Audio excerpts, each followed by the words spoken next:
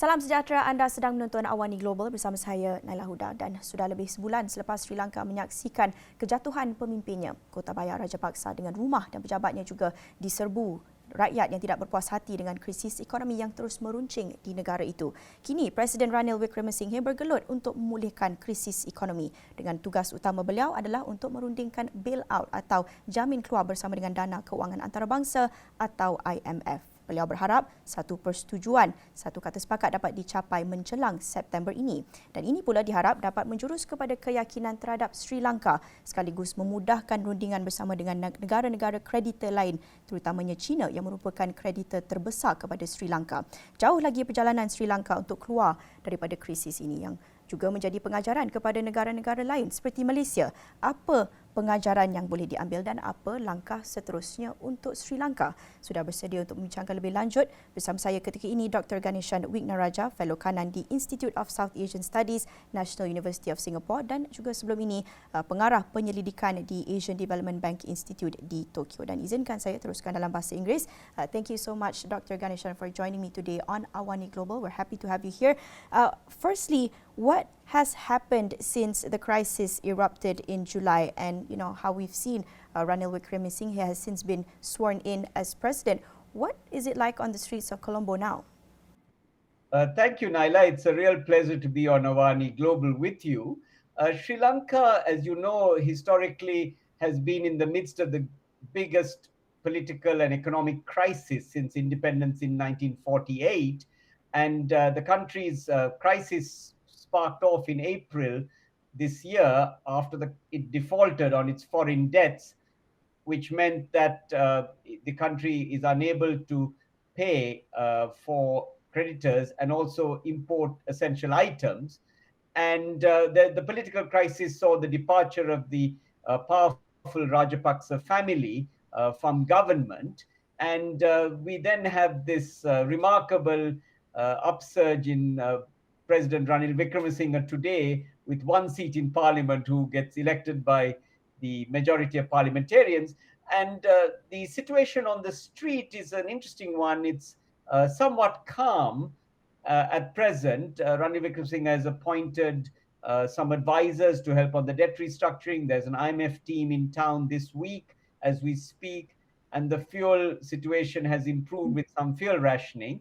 But there is a little bit of disquiet today because there have been some arrests of some protesters by the government, and we've just had the departure of the Yuan Wang 5, the Chinese dual-use spy ship.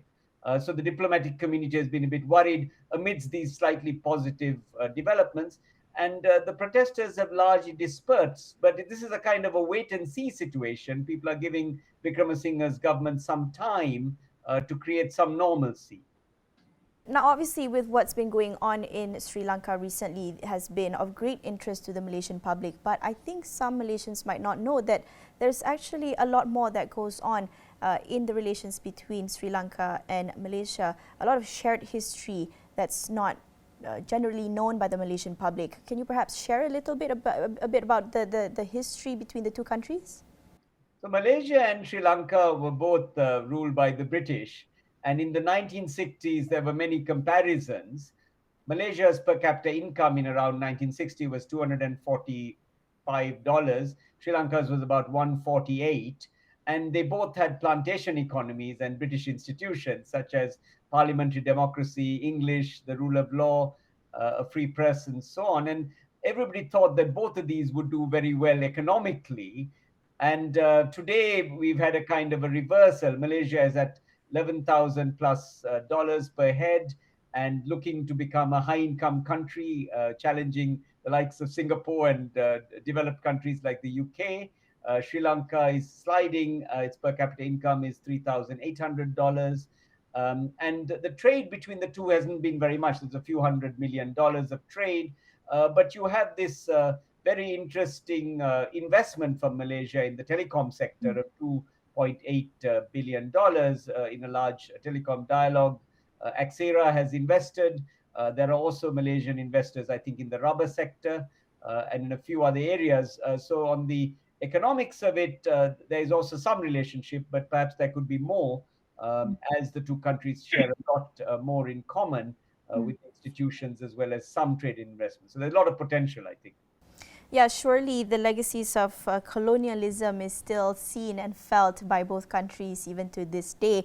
And just talking a little bit about that, going back to the crisis that we were talking about, when we compare the situation from 2 months ago to this day, evidently there's a lot less queuing for fuel on the streets. You know, the public sentiment has relatively cooled down a little bit now. What steps have been taken in the past weeks to have changed the mood of the country now? So the first thing Vikramasinghe's government did was really to talk to the IMF rather seriously about an IMF program. And this is very important because you get confidence in the markets in a country that has defaulted on its foreign debt. And also you start a process of talking to creditors who have lent you money. And the IMF gives you some technical assistance for this. And then the IMF also potentially can give you some money to help keep your economy going, particularly for essentials and so on. But the IMF program, of course, has some austerity policy. They will, raise taxes. At the same time, utility prices will rise, interest rates will rise. But poverty will be protected because expenditure on health and education and other welfare policies are maintained. But we will have to see the detail when the program is actually concluded. A second important step is that Vikramasinghe is talking about having more structural reforms to open up the economy to foreign trade and investment better, to green the economy, and to make it more competitive. And third, he has decided to talk about all-party government across the spectrum to try to get a buy-in for reforms, along with some kind of a crackdown on the protesters, particularly the people who had been violent in Sri Lanka. There were some of those. So we have some interesting developments to kind of factor in as we move forward. Now you mentioned one of Vikramasinghe's first tasks was to negotiate or to begin negotiations with the IMF. How has this been going on? Do you see any obstacles that have come up during these negotiations? So one of the interesting issues is going to be how much taxes can rise in Sri Lanka. And, our tax to GDP ratio was less than 10%, while our spend was some 21% of gross domestic product. Sri Lankans have got used to a low tax environment. So one of the big challenges will be on how to get people to pay taxes. And of course, the quid pro quo will be, we want better public services and a smaller government. So that's one kind of challenge. A second challenge has been this raising of interest rates to quell inflation, which is running at some 67% today. And that is good for pensioners and for the savers, but it's bad for people who have borrowed and can put some strain on the financial system of Sri Lanka, which is also in a bit of difficulty now because there are some non-performing loans in the financial system. A third very important area is really this rise in utility prices of electricity, gas, and so on, which reflects global conditions, which can affect the poor. And, if you suddenly have price rises, doubling and trebling of electricity and gas, that can be a big issue. So these, shock therapy measures, along with some austerity policy, inevitably some state enterprises will have to be commercialized and sold off, such as the Petroleum Corporation, the Sri Lankan Airlines. So there will be some adjustment, and this may be quite tricky. And we have to hope that, there will be a political consensus for these measures, along with reforms that will create growth to counterbalance some of these problems, right? So that's, I think, the he has got to try to do. Now, I want to talk about the other creditors. Overall, when commercial debt is added, China holds about a fifth of Sri Lanka's debt portfolio. Do you see China's role potentially becoming an issue, particularly when Sri Lanka is in the middle of negotiations with the IMF?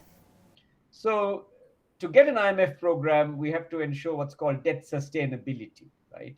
Which means the creditors have to agree to a haircut of some kind, and then you can go to the IMF, because IMF programs, have to be financed in the long run, right? So that's the condition of it. Okay. Now, China actually has 10% of the total debt, or about some 9% of Sri Lanka's GDP. Okay, that's the kind of figure. And China has been quite complex in the way that it wants to deal with the debt issue for Sri Lanka. It doesn't want to give us debt forgiveness or a debt moratoria. Instead, China's preferred strategy is to give us more loans in order to pay off the old loans. And the reason why China doesn't want to give us debt forgiveness or moratoria is because there's a queue of countries which are lining up for failed Belt and Road projects, right? And there is Cambodia and Laos in Southeast Asia, which may be counted. There's Pakistan that is reeling under a huge debt and probably likely to default next. There is the Maldives that has some projects from China. And there are many African countries that are also in that predicament. So China is worried that if it unilaterally gives Sri Lanka moratoria, these others will come in. And then there is the vexed issue of China's, brand is that of challenging the United States, right? It's a kind of a superpower. It doesn't want to hitch its wagon to a floundering economy like Sri Lanka's. And so the China debt issue is quite complicated, but I think on moral grounds, one hopes that China will be forgiving of some of the debt and actually come in and help Sri Lanka, because Sri Lanka-China economic ties can be quite good in the future, providing there is a strong Sri Lankan economy rather than a weak one today. Just still on that note of China recently agreeing to forgive some of its loans to Zambia, which has also raised hopes that it might perhaps show similar leniency to other borrowers. Are you optimistic? In the Sri Lankan case, we have this complexity of geopolitics, right? Sri Lanka is just a few miles off the southern coast of India, and China is sort of using this opportunity to flex its muscles. I mean, the US, Nancy Pelosi has just visited Taiwan, and China, protested by firing missiles into the waters of the Sea, South China Sea near Taiwan on a closer basis than it's ever done before. So by having the Yuan Wang 5 dual-use ship, which visited Sri Lanka recently, although Sri Lanka had then requested that they defer it, was in a way asserting itself strategically in the Indian Ocean. And so China's situation in Sri Lanka is a little more complicated than the Zambia one. But for sure, we want, the sort of solutions that it gave Zambia, it should extend it to Sri Lanka, because, these debts, while they may sound large, are actually a very tiny fraction of China's foreign reserves. And I think China would get a lot of goodwill in South Asia and elsewhere if it begins to treat these countries that have defaulted more fairly and equitably. And there's a moral case. China gave Sri Lanka 13.2 billion in Belt and Road loans and didn't really do due diligence on the kind of investments that were being made, such as the Hambantota port.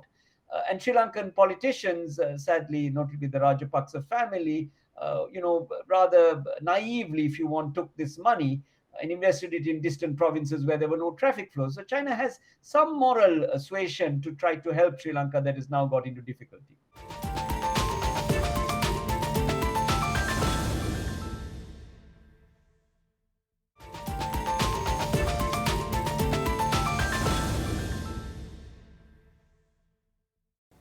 Now, Reuters recently reported that Japan is seeking to organize a Sri Lanka creditors conference, hoping to solve the nation's debt crisis, but it is not clear whether China would join. What could this negotiation look like? So President Ranil Wickremesinghe, we understand, will go for the funeral of Prime Minister Abe, who was assassinated in Japan recently. And during that time, there will be some talks on what Japan can do. And there is a request for Japan to chair a consortium. And I think that's a good one, because Japan also has the same amount of debt in Sri Lanka as China, but this is on Paris Club terms, which are much more transparent and easier to deal with. We hope that Japan, with its regional power status, can bring the East Asian countries to the table, right? And China and Japan relations have been up and down, but that Japan can persuade China to be there, that for the benefit of Asian growth and integration, dealing with the Sri Lankan case, which is not such a big problem for East Asia yet. It's the total debt each year is about $5 to $6 billion that's payable. With that kind of money coming into Sri Lanka, even, it will provide time for Sri Lanka to restructure itself.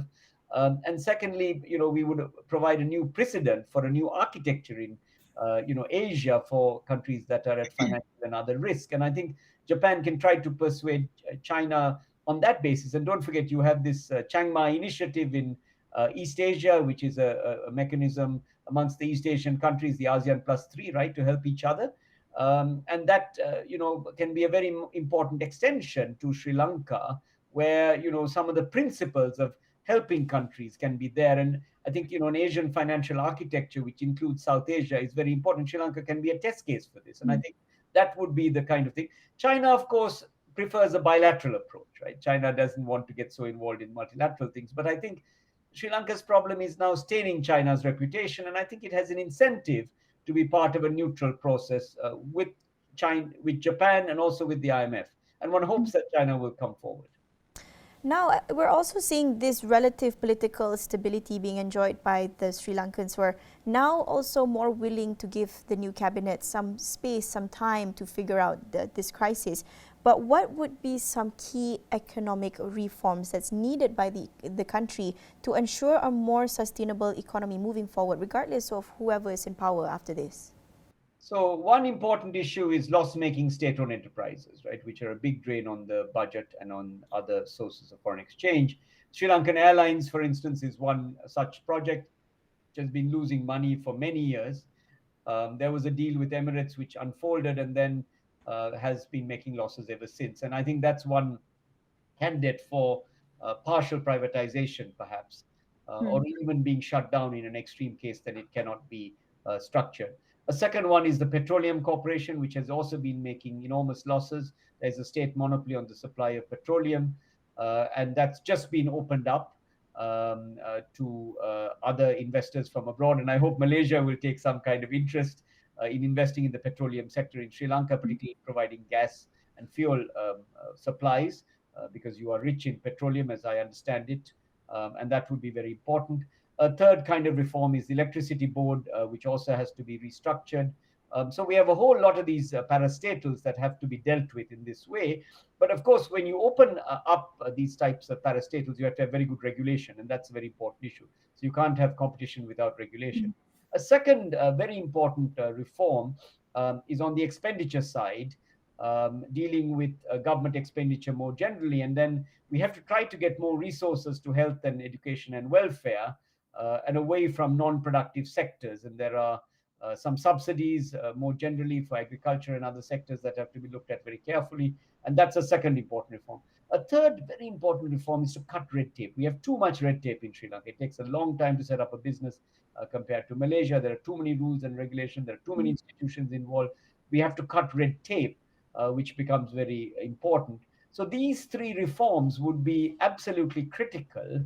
And then I think there's discussions of trade agreements with East Asia, which I think would be very important. There's a Singapore agreement that wasn't properly put in place, which was negotiated successfully. There's a discussion going on with Thailand, which I think stopped. And hopefully even trade talks with Malaysia would come around. So I think trade opening would be very, because Malaysia-Sri Lanka trade is only a few hundred million, and it's very small, but there's been large Malaysian investment in Sri Lanka. And I think, there could be a lot of scope for opening up Sri Lanka, East Asia style, if you like. And I think Malaysia is very much an interesting example there. So when we're talking about the economic reforms, we're really looking at the structural issues here. And a lot of people have been talking about the populist macroeconomic policies that have been dominating the Sri Lankan economy for decades, pointing to this as really the structural factor behind the crisis that's erupted recently, which is something rather common in Malaysia too. So what is the key lesson that's being learned here? So we have to look very carefully in Sri Lanka's case in terms of what types of reforms are needed and what lessons can be learned everywhere. From the debt crisis, I think there are three important lessons which you can take for Malaysia going forward. And let me just simply say, Malaysia's reserves are over $100 billion, right? You have 5 months worth of imports. When Sri Lanka defaulted, there was 52 million in the bank in terms of reserves. So Sri Lanka was in a desperate situation.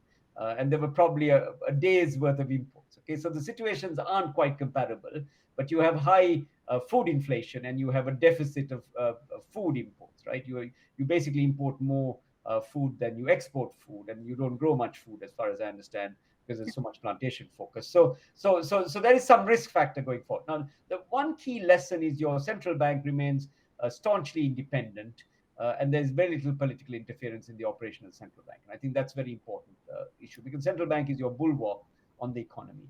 A second very important lesson I take from Sri Lanka is that you need to have a very good crisis management capability, right? In Sri Lanka's case, there were too many committees with too many people, and they were not effective, and decision making could not be made. So I think a US-style Council of Economic Advisors, of independent people advising the Prime Minister, in the case of Malaysia, would be very important, so they can push buttons of early warning if there is some needed, right? So early warning of a crisis. So you have a central bank that has reserves and manages it well. You have early warning of a crisis. I think that's very important. And so I think these lessons are very important for Malaysia.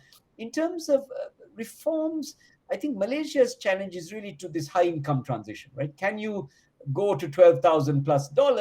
That puts you into the league of the Netherlands, the UK, even Singapore at the very top end of that. And for that, I think you inevitably have to deal with, first, this vexed question of your big companies, right? Your big companies, and can you create more competition? And that means more foreign competition on the domestic market, which I know is a sensitive topic, right? Then there is this vexed question of, the positive discrimination policies that you all have followed for many years. And would it be time to begin to unwind some of that, right? So for instance, I mean, hypothetically, is it correct that you may have, somebody from the majority community as chairman of a company? I mean, can you think of exceptions to that? Because to attract, let's say, overseas Malays to come and invest in Sri Lanka, Malaysians, I mean, be they Chinese or Indians, you may have to have a more attractive incentive structure. And this would be one, for instance. Okay? A third measure, which I think is very important, is some sort of education reform. Because when you look at these countries that are at high income, they have a lot of emphasis on skill upgrading and training, right, at the tertiary level, investment in research. There's a real question of whether Malaysian universities and technology institutions and others are really producing the kind of knowledge and research and development that are needed to drive Malaysia into high income status. And then there is the whole labor market, right? Do you have a flexible enough labor market to import skills for people to move around? Can you sunset enterprises? Are the trade unions too powerful? Should there be reforms there? So these are all very important policies for Malaysia to be a high income country, or rather it gets stuck at the top end of the middle income trap. And I think, one needs to think much more seriously. And I hope the Prime Minister and others will consider a competitiveness commission to look at Malaysia in light of this high income transition we've got to make. Now, lastly, Dr. Ganeshan, again, just talking about the economic crisis in Sri Lanka, this has become a cautionary tale for other economies of similar sizes and other emerging markets. Like, as you say, it's difficult to directly compare between Sri Lanka and Malaysia, but like it or not, for the Malaysian public, this is a cautionary tale. And so what exactly does the economic crisis in Sri Lanka signal about other similar economies and for what's to come? So one important issue is looking after your reserves, your foreign reserves. Those have to be maintained at a certain level.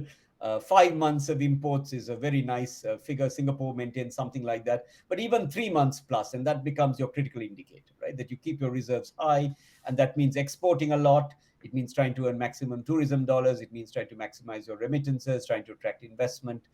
So you don't get into a crisis in the first place. So that's the first kind of lesson.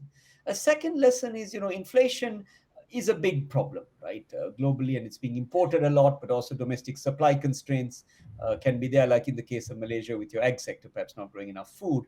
And so you have to make sure that you use monetary policy in a sort of tight cycle, which is necessary to squeeze out inflation where you can, and try to avoid a wage price spiral, because that can be a problem, right? You have high inflation and workers go on strike, particularly in the important sectors. And so that's a second very important issue.